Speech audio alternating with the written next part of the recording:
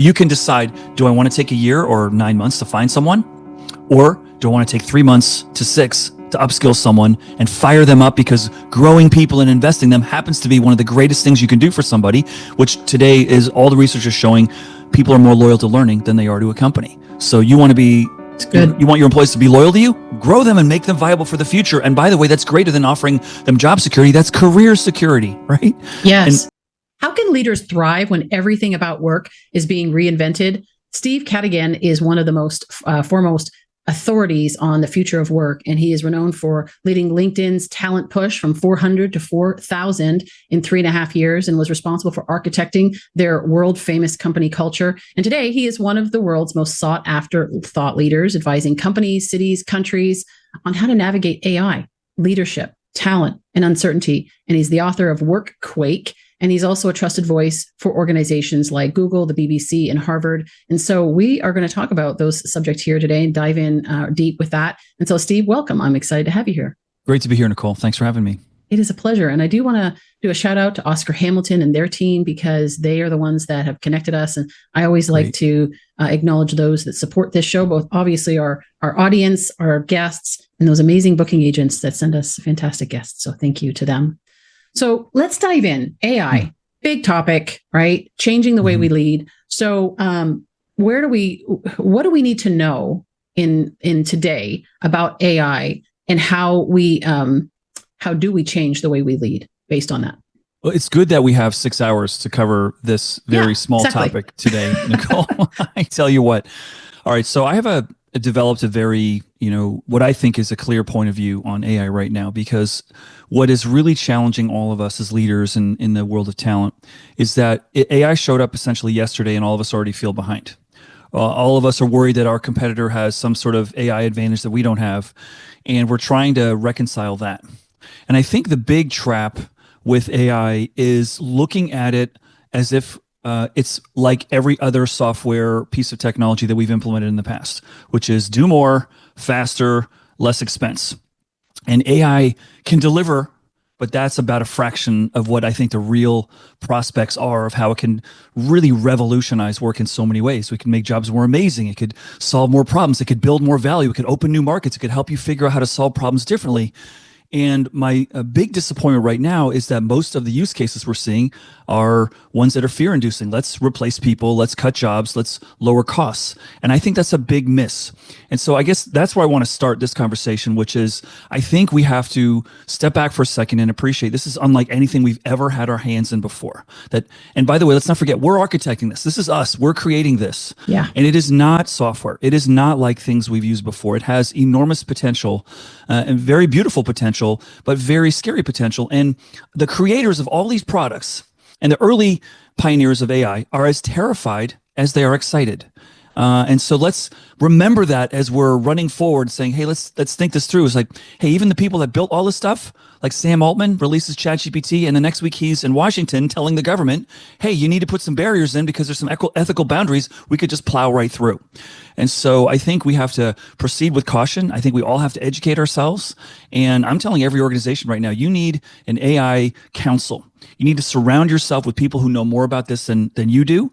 And you need to find ways of experimenting and find, your comfort level, build your confidence, if you will. Because it's so big and it's so potentially impactful, right? But if you start with job reduction, if you start with eliminating headcount first, play that out. How does that end, right? Yeah. Or like, how can we make you, be able to make a greater impact in less time and solve new problems? That's what I think we should be starting with. Yeah. So it's like changing the questions that we ask ourselves as we invite it in. Questions, what's the saying? It's like the quality of our questions determines the quality of our life. And I think that applies to this as well. And so the quality of the question is the key. Yeah. And that's such a great insight. And let's pause there for a second, because if you pursue the same model of thinking about AI like we have with prior technologies, you immediately say how can I use AI to do what I do better, faster, quicker, more impactful? And already with the way you're asking that question, which is very natural, and it makes a lot of sense, you're limiting the outcomes. So let me give you an example. So I have a lot of friends in the world of recruiting, and we get together a lot. And a friend of mine asked me recently, hey, Steve, what do you think AI can do so that we can do recruiting better. Like, how can I do recruiting better with AI? And I said, what's interesting, and I just hit me at that moment. The way you're asking the question is limiting what AI can do for you. Yeah. A different way of thinking about it is, hey, AI, I'm a recruiter, and can you help me think how I can solve the problem of recruiting differently? How do I solve that differently? Now, what AI would probably do is say, thank you for asking. What's recruiting? You say, recruiting is bringing new knowledge and skills and talent and education experiences into my company. Then AI would probably say, and I've got to play this out to sort of validate my thinking here. AI is probably going to say, okay, well, what skills, talents, education experiences do you have in your company now? And most companies would go, not really sure. Let's go pull the files in the personnel folders of the people that gave us the CVs when they joined us. Not really sure because we don't have an LMS system, or if we do, it's stale and people aren't keeping it fresh. So then AI is going to say, sounds like your first challenge if you want to rethink recruiting is raising your awareness of skills. And that is powerful, right? Yeah. So, and the reason we are going to struggle with this transition with AI is because a lot of us are fearful AI is going to replace us. Why do I want to let you into my house when it could make me obsolete? It's similar to, I don't know if this crossed your radar earlier in your career, but it definitely crossed mine. Let's go outsource to India and let's get our North American teams to train those people how to take their jobs. And the North American team's like, why would I do that? That makes no sense. Yeah. That's right. And so we're limited because I think we're all fearful and afraid that we could be replaced, or it could present some new, steep learning curve that might be intimidating for us. And so we're not generally going to say, how can I completely reimagine solving the problem that I'm employed to solve? Like, how can I rethink that? But I think if you do, you could, easily open many new doors of ways that you can make an impact and add value and create opportunity for yourself and your team and your organization. But that's a big leap. And I don't see a lot of people making that for honest reasons, right? For human reasons, like fear of security and insecurity. Yeah, well, it's like this show is about transformation. So transformation isn't just about changing something, modifying it, doing it just a little bit better, or even a lot better. It's actually about transforming it into something else, right? Mm-hmm. So the question, when you even were asking that question as a scenario, it's actually the viewpoint is limiting, because it's like I'm coming from this perspective and saying, assuming we're doing everything already right, that and already well, that how do we do it better? Mm-hmm. Versus looking at it like what you're saying, is opening it up and saying, how can we actually transform it into something else? What do we need to know about what we're doing right now? And there's a lot of companies. And the crazy thing is, okay, so this show, we've had over 530 plus guests on this show by now, right? So lots of amazing leaders, consultants to organizations and so forth. A lot of talk about the emphasis on, developing talent, building healthy cultures and all of that. Mm-hmm. And yet it's so crazy because so many companies, if you were to ask them, would not know what they have, the potential they have, the talent that they actually have within their organization, because they filled roles, right, with what they needed. And so, how do you, and maybe even like using AI to say, okay, how do we actually, and I get it, because there's so much, like you said, all these CVs, you get thousands of people and you don't know, like, how are you possibly going to aggregate that? But that's where AI comes in and goes, here, let me help you aggregate that mass amount of material. I remember years ago, about 20 years ago, I was talking to my pastor in Toronto, and he was frustrated about getting something done. And I said to him, he's like, this is just so frustrating. It was technology based, right? And we were in Markham, Ontario. And Markham, Ontario has got Oracle, it's got all these different companies there. And I'm like, the person that knows the answer to that is sitting in church every Sunday morning. But you don't know. You don't know them because you're not aware of who's sitting in the church, even worse than an organization that you hire, because you don't even know who's in that, sitting in the pews there. And so then we went on an exploration. I said, we need to find out who's in the church to be able, and that this applies to any organization, is we need to find out who's there, that we can help them to utilize their strengths, maximize their potential, and the collective potential of the organization improves with that as well. So maybe talk about how, if you've been using AI, because I know talent you're a talent hacker, as they say, and so how you've been using AI to even answer that question, right? Of like, who do we have in our organization? Because they may have one role, but that doesn't mean that's all they're capable of. Yeah. And, it begs in this moment in time for us to just be aware that, you covered a lot of things in the world of work that are changing in the opening of the show. We got more people changing jobs. We have more people changing careers. We have the need for new skills faster than ever before. We have more new industries creating more new career paths. We have more people making choices to study different things in universities and switching majors faster than any time in history. We have the pajama revolution of the people who worked at home in their jammies saying, me and my jammies way more productive than being in the office. So we have all these new dynamics. And what's really hard is there's not a place we can go to benchmark other leaders who've been through this before, right? Which is exciting or terrifying depending upon how you want to do that. And that's what's really hard right now. It's like, hey, I get invited to speak at universities, conferences, companies all over the world, and the first thing I usually am asked is, can you tell us about what companies are doing that are like us with AI? And I go, okay, it'll be a really quick conversation. They're experimenting, and we don't have a lot of longitudinal data to build our confidence right now. That's why I said what I said a little while ago. We're in a moment of experimentation. We're making the sausage right now. It's very uncomfortable. We do not have benchmarks. We know that there's enormous promise with this. While that is what it is, and there is enormous promise, Nicole, we haven't solved email backlog yet. We haven't solved defining what an effective meeting looks like yet. It's true. Let's run ahead and solve this, but we've got burning bridges behind us that we really need to pay attention to. We've got awful employee morale, for example. Like, what do you're going to run ahead and solve figuring out AI, but there's some bigger ones that need your attention. So let's be mindful that there's some other really big things. Like if I had a magic wand, I would try to say, hey, email has made people more behind, more anxious, more fear of, I'm not getting stuff done. We've got a tool to push our coworkers more work on their plate. Let's solve that. Like, that's a big one, but that's not what we're doing. Like, how do I cut those 400 customer service jobs? How do I cut costs? I think it's a miss, right? And so that's why I kind of want to say, when I'm looking at the application of AI, and I'm excited, I play around with it a few hours every day. I'm reading about it every morning. I spend an hour or two reading about AI. I don't want to forget there's some other really big organizational things that we need to be paying attention to. And we should not walk forward with a lot of confidence around technology deployments because we have not solved email backlog yet. And that's worthy of being solved right now. Yes. Right? Yes. When I started my career, when I went home pre-internet, pre-mobile phone, it was such a joy. Like, there's no way anyone could find me or talk to me or communicate with me. Maybe they have my home phone, but I don't even know my home phone. And so, here we are trying to figure out now. There are some use cases right now in the world of talent that get me really excited. And one of them is in an insurance company. It's called Prudential Insurance. And they're a big organization. And they recognized they had a problem, which we talked about a little bit earlier, that a lot of companies have. People are leaving.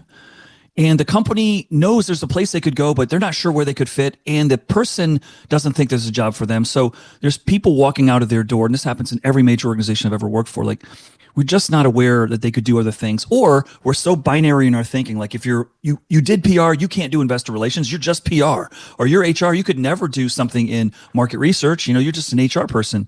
That's really limiting thinking in a world that's changing very quickly and in a world where we need new skills. So what Prudential found was they said, we got to solve this problem because we got high turnover. The cost of training and customer relation disruption is a problem with this turnover. Let's try to think about it differently. So they got a team together. And they said, let's solve the holy grail of skill awareness. Let's build a tool with the help of AI that maps every skill, talent, ability, experience, education that our employees have. Let's supplement, let's ask people to download their LinkedIn profiles. Let's ask them to do some testing and some, play some games so we can learn more about what they're good at and what they like and what environments do their best work. And so where they wound up is so unbelievable. It's still hard for me to believe that an insurance company figured this out, but bless their hearts, they claim to have. On your first day of employment at Prudential, you sit down in new hire orientation and they show you a visual graph of every job in the company and how qualified you are for not just your career path, not just your department or your organization. It's, Nicole, here's how qualified you are for something in software engineering. Here's how qualified you are for something in maintenance services, production, PR, investor relations. And you're anywhere from 0 to 100%. And oh, by the way, Nicole, if you're 40% and that's an area that you're interested in, here's some training you could take. Here's some mentors. Here's some coaches. Now that is using AI to enrich work. That's like, we don't know where you want to go because there's a whole world of new choices right now and new industries and new experiences. And, my kids want to be YouTubers. That wasn't even a choice when I would, and YouTube, think about that. YouTube's not even working for a company. You're working for yourself. That's a whole nother domain of confusion and career choices for people. So now this company is saying, and more people will follow this suit. And why it hasn't been, I never figured that out. Like, that should be a no-brainer. Every company should match every single person they have for every job in their organization. And then the person can self-select where they want to explore, maybe take on a project over here, there, to bridge the difference between where they are and where they like to be to become a qualified person. So that's the potential, right? Yeah. And that's I would what I love was to see thinking. more of a case study. Yeah. That's what I had in mind. I was like, how do we create this database? And that's amazing. That is, right. I'm actually pretty excited about that. Right. And why wouldn't you be, right? Yeah. And those are the kinds of things that get me excited, because we're not keeping people in boxes. We're not using AI to make you go faster, do more, cut costs. We're like, no. We're opening the world of possibility for you. Right. Yeah. And that, I think, is what I call enlightened talent strategy in a world where people are leaving quickly. And that gets us to this other topic, which I think is on the mind of every executive I talk to, which is, what's your biggest problem? They said people just aren't staying as long as they used to. Mm-hmm. And everything we built to reward and recognize and build teams is all around the longer you stay, the more likely we are winning. And so then I'll ask the executives, do you think in the future that people are going to stay longer? Do you think this is a moment in time? We've just got some, generation's got a short attention span, career sugar high, inability to focus, ADD, career ADD. So do you think in the future we're going to solve that and people are going to stay longer? And everyone says, nope, I don't. I said, okay, so what have you done to expect that people are not going to stay long? What have you done to build value quickly? Yeah. And they look at me like deer in the headlights, like, yeah, how much time till my retirement day? Like, that sounds really hard. I'm like, it's not hard. It's happening all around us. In the United States, in college sports right now, the best athletes stay in their school 1 year, and they used to stay 4. And now, because they changed the rules about transferring and eligibility, and COVID gave athletes another year because they had a year lost due to COVID, that's created this weird dynamic where all these coaches for, maybe let's say 400 top tier colleges in football and basketball, especially, to sort of say, I've only got a player for a year. I got to build value quickly. I got to accelerate team building. I got to share knowledge. I got to teach a simpler offense and a simpler defense. So when I'm talking to these executives and they say, yes, I know my people aren't going to stay as long, I say, okay, so how many jobs here require 2 or 3 years before someone knows what they're doing? They go, a lot. I go, that's a problem. That's a problem. You're going to have to, re-engineer that work so someone can make a difference within 3 months, not 3 years. Right. Yeah. And then that gets their brain like, no, that's too hard. Or my business model wasn't built for that. And that is where the rubber meets the road. The architecture of work, rewards, teams, all these dimensions, how we invest in companies didn't account for all this fluidity that we're seeing right now, which all of us agree is not going to change. And we need to build some new models. And that's really the hard part, about where we are now. And I would love to see some AI applications, try to solve that friction, which is, how do I build value really quickly when someone's not going to stay 5 years? Silicon Valley's done an amazing job. A software engineer's life cycle here is 1.2 years. That's the median tenure. And yet we've got more creativity, more innovation, and more market value creation in this crazy domain that I live in, which isn't perfect. I'm not here to say everyone should just love Silicon Valley, because there's a lot broken. But listen, maybe there's some merit in a world that's changing quickly to have new people with new ideas and new ways of solving problems. In HR, we call that, it's not very welcome word these days, we call that diversity. We call that different people with different ideas and different perspectives and different ways of solving problems. And the automobile industry is the greatest example of that. Now, I'm getting tired of using Tesla as a benchmark for lots of reasons, but here's a company that's not even 30 years old, worth more than Ford, Honda, Toyota, General Motors, BMW, Mercedes combined. And they mostly didn't hire people from the automobile industry. So why is that happening? Just because they have a lunatic, CEO who's got 5 part-time jobs? No, it's happening because those companies that have been doing this for 100 years are getting in their own way. Yeah. They've got all these, years and years of practices and policies and bureaucracy. And if you don't believe me, just watch the Ford versus Ferrari movie. I love that movie. Shelby's in Ford's office and he goes, that folder you're touching, Mr. Ford, that's touched 15 hands before it got to you, maybe 40. We're not going to win the race with that. That's like a perfect metaphor for the moment that we're in right now, Yeah. Yeah. 100%. It's that assumption. We have assumptions. We have a mindset. A lot of leaders have a mindset about the way things should be. Like you said, well, that's just not the way our business model has been set up. It's like, well, change it. Right. Like it's obviously it's got to change. And so it really also comes down to the tool. Obviously we need to be able to use this tool effectively. Yeah. But it's also the mindset of these, of the leaders that they're even open to that, because like you said in the beginning, fear, right? We're afraid it's going to replace us and so forth, afraid that maybe we're going to fail. So all of this and I put my coaching hat on, and mindset is a big part of it, is the fear of failure, right? Like, so we can do a lot of things to appear successful and so forth. And now you get something like this, which completely disrupts. We saw it a few years back with the pandemic, completely disrupts things. And those with a strong mindset, those that are willing to adapt and pivot, were the ones that came out successful. And those that didn't struggled and failed. And so it's this mindset. So what do you see in terms of the receptivity to when you talk about these types of concepts, right? And just like getting outside the box, what is the receptivity with leaders of these major corporations? Are they open to it, or, is it kind of like a mixed bag of, leadership teams that are divided on that? Or yeah. Sort of like, what's the word on the front line, Steve? Yeah. I feel like we're still in the moment of recognizing we have a problem, and we are not yet in the position of solving the problem. I think there's growing recognition. I think we have some early adopters, at all ages, not just young leaders, but we have some early adopters. And the problem is even deeper than what you mentioned. I feel, if you're a senior executive, in my age, 50 plus, 60 plus, you built your power base on the old model, and you don't know that power base is viable or useful for you in this new model of work, right? Where if you really want to get ahead of your skis in the world of recruiting, which is my wheelhouse, I think about it all the time. I believe in the next 10 years we're going to hire people more based on what they can learn than what they know, and I want leaders. Talk about that. Yeah, I want leaders like, listen, we need newer skills faster than ever before. Markets are changing faster, and your competitive threat is not a company that's entrenched right now. It's someone who can build a new paradigm and make yours obsolete pretty fast. So your capacity to compete is your capacity to adapt, and you can't adapt by having everyone who only knows how to do a certain thing a certain way their whole life, right?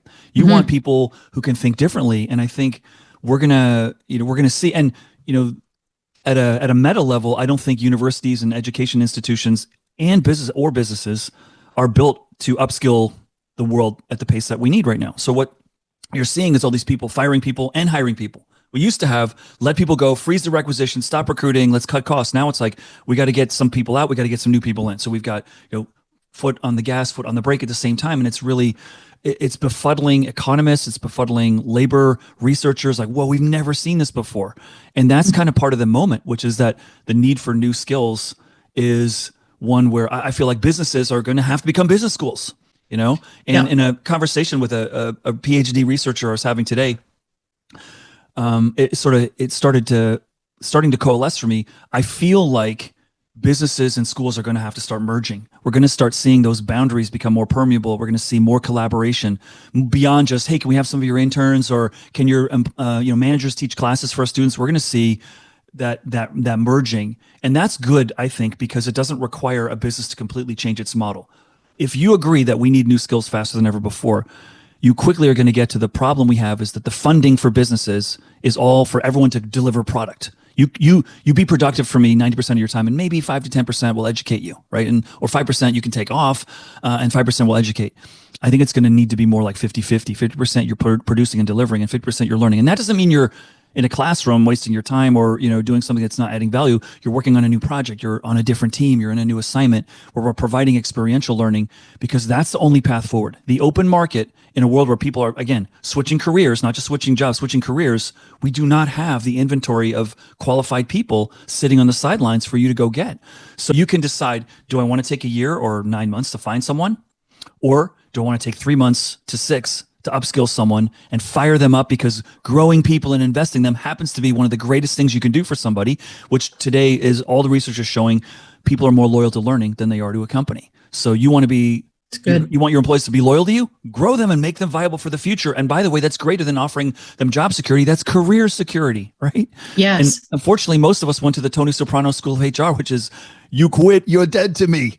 And now we can't think that way. They quit. I think, this whole narrative earlier in my career around engagement and keep turnover low, and I used to be bonus by keeping the turnover low. I feel like in the future we're going to measure a company's vitality not based on how few people leave. I think we're going to base it on how many people come back. Because if there's there's a lot of green grass and I go taste it, like not so good, I want to go back. That's going to be, I think, a real measure. But yeah, it's messy and exciting, like I said earlier, depending on where you stand on this whole crazy world. Oh, I love it. It reminds me of a guest we had on a couple of years back, James Sinclair, and Enterprise Alumni is an organization that what they do is he saw the same thing, right? It's like you're dead to me once you leave and go to another company, and he's like, that's a huge talent pool of people coming back and or referring somebody else when there's job openings, and so they created this whole alumni community and teaching companies how to do that. And it was interesting because he said when he interviews people and they're a smaller company. Of course, they support these large companies, but they're a smaller company themselves. And he said, so when I would interview people for jobs, I asked them, I say, okay, so when you leave here in 3 years, what job are you going to want to have? And they look and they're like, wait, what? I mean, I'm looking for a job here and you're talking about the next one. And he's like, well, I just want to know because I know you're going to leave at some point, and I just want to make sure that while you're here, that we can equip you for whatever that future position. We'd love to have you to stay here, but if we don't have that opportunity, that you are equipped to go wherever it is that you're going to go. And it's the only time I've ever heard somebody actually describe it that way, the way that they actually, he says, do you think anybody surprises me by quitting and giving me 2 weeks notice and I'm not aware of it? Not at all, because I'm aware, because we're already in the conversation. Not afraid to tell me that. Hey, I'm looking at this, I'm looking at that. I need to grow. I remember years ago, I worked with these lawyers and I would go in every once in a while. It was a project. I had businesses. And then I also was working on this project, which took a lot longer than I expected. And I would go in every once in a while. I'll be like, so, I'm bored. And because I didn't need the job, right? They had asked me to come work there and I was like, I'm bored. So like, what else while I'm here? I love this idea of because I was thinking going to law school and I didn't. So to work in that environment, in the way that I was working, it was fun, right? So, but I said the greater part of my compensation is actually my learning and what I get to experience. And so if that stops, then it's not as worth it to me to stay, which is what actually caused me to leave at some point. I said, you know what? I've hit that ceiling. I can't learn anymore. And that goes back to that book Drive, right? So intrinsic, the intrinsic motivators versus the extrinsic motivators. So there's a lot of things that are kind of coming together into what you're talking about here. And so when we look at how to implement this, you mentioned something about the sequence, right? Like, so email and other problems and so forth. So let's say a company goes, okay, I need to be aware that there is a problem.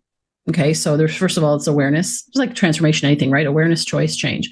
And so it's, first of all, that's awareness. How do they get that awareness? What do you recommend? Because you advise a number of companies. How do you help them to gain awareness? Or is that something you come in and you help them to do that? Or are there tools that you have that can help them, or your book or whatever that can get them to like first gear, Okay, so we're there. We need to get you, we can't run ahead to fifth gear. We got to start with first gear and then move to second gear and third gear so that they can actually, so our listeners are like, oh, this is amazing. There's so much to take into consideration. Where do I begin tomorrow? If I bring my team together and go, Houston, we got a problem. We got to do something. Yeah. Where do we begin with that, even to know where to start? Yeah, I think that's a great question. And I love where you're going with, thinking about, given all these factors, let's play the long game and let's go into employer-employee relations expecting that there's going to be an endpoint and be good with that. And then create an angel when they go that is creating goodness in your, in your ecosystem. I think the place where I play, and I'm not, I never like consultants, and everyone keeps saying, are you a consultant, Steve? Like, no, I hated consultants. I'm more like a advisor, talent advisor. But my place is really to try to provoke the thinking and get recognition that we need to start with the things that, I covered before, which is, do you believe people are going to continue to stay for shorter periods? Yes. At best, it's going to flatline at some point, but it's still declining right now. Do you believe you're going to still need new skills? Okay. So, you want the best people and you want to create a vibrant, thriving business, enterprise, whatever. Yes, I do. Okay. So if you also take a look at what talent wants to make an impact. They want to grow and they want to make a difference, but they're probably loyal to learning. So how can you create an environment that delivers the promise of growth, not a promise of job security, a promise of knowledge security? Like, I'm going to make you better. And if we get taken out by a competitor or we lose our funding or whatever, we don't hit our number and things get rocky, you're going to be more viable for the future because we've invested in you. And, the first examples started to hit my radar during the pandemic when I was listening to podcasts a lot more. And I heard this woman who was running human resources for Chick-fil-A, and then her partner, who was the head of HR for Chipotle, were on sort of two different podcasts, and they both said the same thing, which was, we tell people that we're fast food. We know we're not your destination. We want to be the best part of your journey. Similar to what you were saying that your guest said not long ago. We're fast food. We know you're not going to stay here forever, but we want it to be the best part of your journey. And so if you go to Chick-fil-A's career page website right now, you will see featured ex-employees saying, thank you, Chick-fil-A, for helping me become, realize my dream of becoming a fifth grade school teacher or an emergency room nurse. And then they have the one person who's like, I'm going to be here until I die. I love this place so much, right? And so I think that's, appreciate that openness can actually build greater muscle and connectedness for you. And if you welcome this fluidity of the workforce, which feels really like, I'm not here to sell anyone on it, but it's the truth. Like, I'm here to sort of say the difficult news. And my manager's like, I'm like, why aren't people, hiring me more? And my manager's like, because you're telling them they're fat and they know they're fat, but they don't want to acknowledge that they're fat and they need to lose weight. It's like the same kind of like, we got a big problem. Our whole architecture was built for something different. This whole world of change is faster than we're built for. So to your point, here's some small steps you can take. Let's acknowledge that it's a new world. Let's acknowledge that we're going to have to build jobs and assignments that give people opportunities to learn new things. Now, the coolest part of that is this. So I'm in the middle of, I'll give you a little preview into the book that I'm in the middle of right now. It's my second book. And I don't have a real title for you. Same with my last book. I wrote the whole thing and never had a title, which is actually not a bad thing to do. But here's one of the things I've been ruminating on since I left LinkedIn. Here, when I joined LinkedIn, the company was 4 years old, and when I left, they were 8 years old. And then 3 years later, they got bought for $26 billion before their 20th birthday. Okay, how is it possible that? And my tenure the whole time I was there, Nicole, median tenure was 9 months the whole time I was there.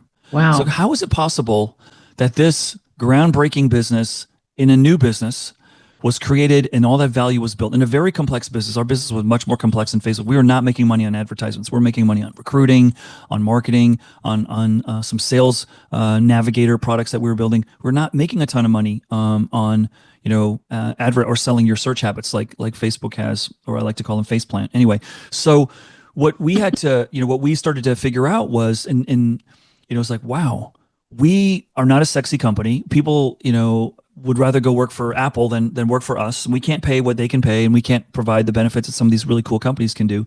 But the problem we're solving really matters, which is we're helping people find their dream jobs, and that we could sell against anybody. And most of the hires that I made the first few years actually took a pay cut. But one of the things that it's like, I still, after I left, like, how do we do that? Like, how did that happen? And the best thesis I have on this is that it turns out, and I'm doing the research right now on brain science, it turns out that we as humans get really fired up when we do new stuff. And work's designed to not have you do new stuff. Work's designed to keep you doing the same thing. So my confidence grows and your confidence grows, and our investors know we know what we're doing. Yeah. And that's fine for an economy that doesn't change so fast. But so I was looking like, our whole leadership team we were way out of our depth. We had a first-time CEO. We had a CFO who'd never taken a company public. The most I'd ever managed was maybe a dozen people before. Am I now managing 250 HR people? Like what, in countries, that I'd never even been to, let alone, was unable to tell you where it was on a map. So here we are running this global business, and it was just exploding. And I think the big, secret surprise was, it turns out when you give people new stuff, it unlocks energy, and it's not a job anymore. It's a puzzle, and it's exciting, and it's doing something new. And we've got to find a way that's going to give us comfort to find that ground of experience and talent, because it's not zero talent and all experience. No one's going to hire someone who knows nothing. Right. But at a certain point, like, I want you to do new stuff to unlock that, but also for you to be excited about being here because you're learning new things and to grow. But I also want to know that you have a high learning clock speed. Like, you love it. And you learn new things. And so that's how I think about this moment right now, is like, to give comfort. I'm trying to give comfort to these leaders that are really terrified, right? How do I do that? I said, well, look at Google, look at Apple, look at Microsoft, look at Airbnb, look at these companies that are worth so much. Their median tenure is less than 4 years.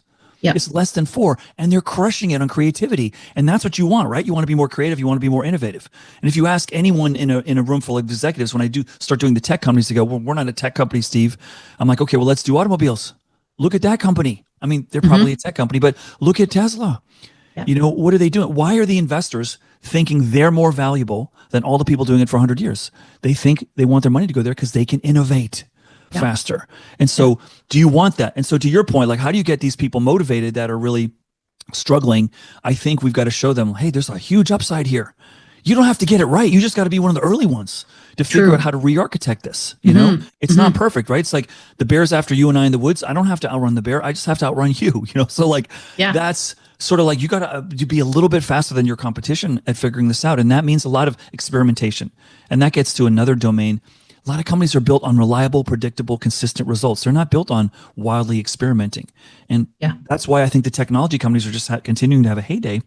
They're built on experimentation, right? Yeah, from the ground up. And that same thing, the yearn to learn, that desire to learn, that willingness. I mean, you can have all the skills in the world, but if you don't have somebody with the right attitude, it's going to be really, difficult, right, for them to thrive. And that's becoming more and more important now. And so, but that starts with the leaders, right? The leaders being open and just kind of unlocking the possibility of like, it's possible, you can do it. We're going to figure this out, and actually make them excited about the process of growth, just like they're going to be doing with all the people that they're bringing, in their team, right? We're talking about their team, building a team of learners, people that can learn fast. Well, that starts with leaders being willing to learn fast. So, and then of course, if you look at the average age of, executive, the C-suite, it tends to be not in tech, but it tends to be older. I'm in my 50s. I don't know, you're in your 50s, 60s, whatever. And so, so a little higher. Okay.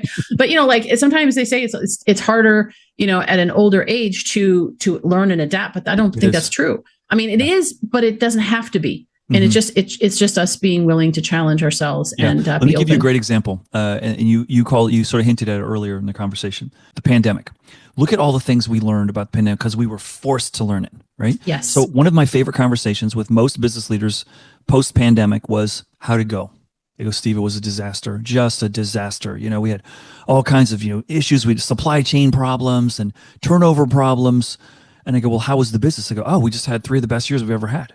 I go, then why didn't you lead with that? Why didn't you lead with, we learned we're so adaptable that we can handle all kinds of crazy crises that we didn't think we could handle. We figured this out. We figured that out. And I bet you deputized a bunch of people to be in roles that they'd never done before or were scared by. Yeah.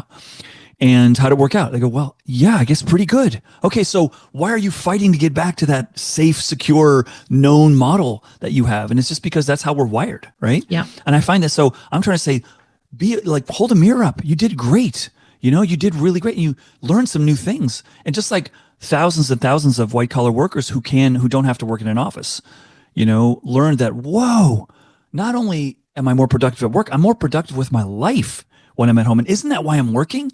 And so that created a whole mind shift for a lot of people. And all the biological research will tell you, when you put a biological creature in a new environment for an extended period, it will completely be unable to go back to the same way it was functioning before.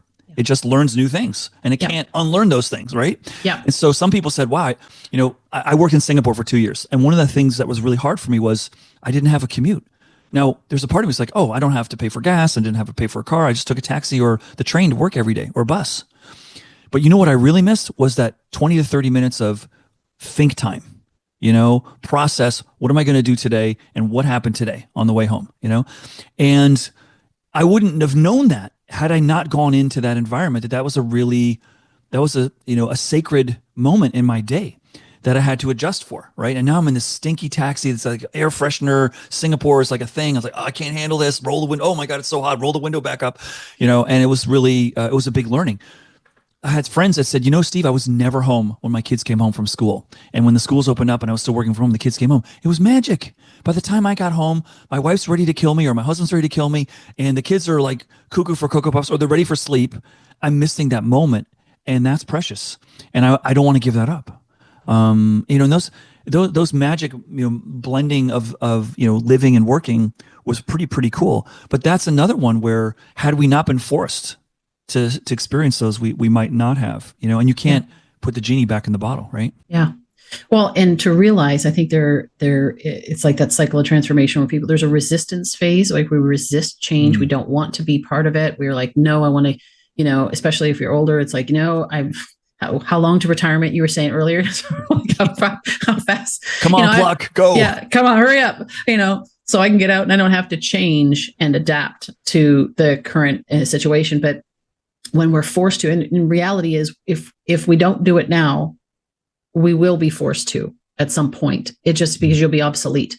Right. And so it's such an important topic. So I'm glad that you brought it up and just went deep into like I just hope that what this conversation does is expand people's mindset around the use of AI and the potential for good, the potential for creating amazing workplaces, not just replacing, because that's what a lot of people are talking about, how to replace people, how to do things more efficiently and all that, but really how do you tap in? And there's so much that still needs to be done. And maybe that one particular role is going to be obsolete because it can be done by a robot, but that's going to open up 5 other opportunities so that and when you understand that and you understand and aggregate and figure out who what's in your talent pool, you can make those like Prudential, you can make those recommendations and put people in a position to win, which I'm all about. So helping people to maximize their potential. So I love this conversation, Steve. This was awesome.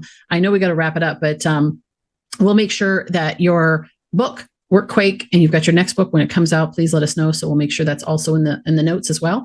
And of course, your website, stevecadigan.com. We'll make sure that's available so people can follow you and all the material that you have out there. So any final thoughts? No, I just want to say thank you for inviting me and for having conversations that are, really, really hard. We got to have these conversations. And I am, at the end of the day, more optimistic than I am pessimistic because we get this opportunity to rebuild the future work. And the last, challenge for all of us is that we have lost our relationship with technology, I think, or we're losing it. We're more anxiety, more stressed out as a workforce than ever before. Let's use AI to win it back. Let's win back some joy. Let's win back some deeper, meaningful experiences in life instead of just grinding and finding ways of making people do more work. Like that's the wrong path. And I think there's money there. I think there's joy there. I think there's profits there. I really want to reorient, the recognition that we're losing our relationship with technology. Let's win it back. Let's use the AI for that. Yeah, 100%. Well, I love I'm just going to leave it there. I just love this conversation, and there's so many thoughts that are going through my mind because I think about like the broken system that we have that we need to acknowledge that it's already broken, right? And we have an opportunity to rebuild it, like you just said. And I just think that just having that in your mindset is a great start. So opening up your mind to possibilities. So I always say leaders of transformation take action. So I encourage our listeners, our viewers to go, of course, to Steve's website, stevecadigan.com. We'll make sure that's in the show notes with the correct spelling, and stop and check in. You know what? Like sit there. Maybe it's stepping, back for a moment and looking at being the observer, looking at your organization and going, wait a second, because sometimes we're so in it that we can't see the forest, through the trees. We can't see where maybe there's potential, maybe where there's brokenness, there's opportunity. We can't see it because we're so far in. So maybe it's about stepping back for a moment. That's the action to take next, is just to step back and look at your own organization and say, honestly, ask yourself different questions. Different questions lead to different answers.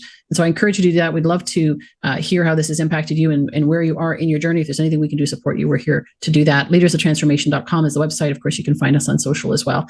And thanks for being here. I hope this has inspired you, motivated you, and look forward to seeing you next time.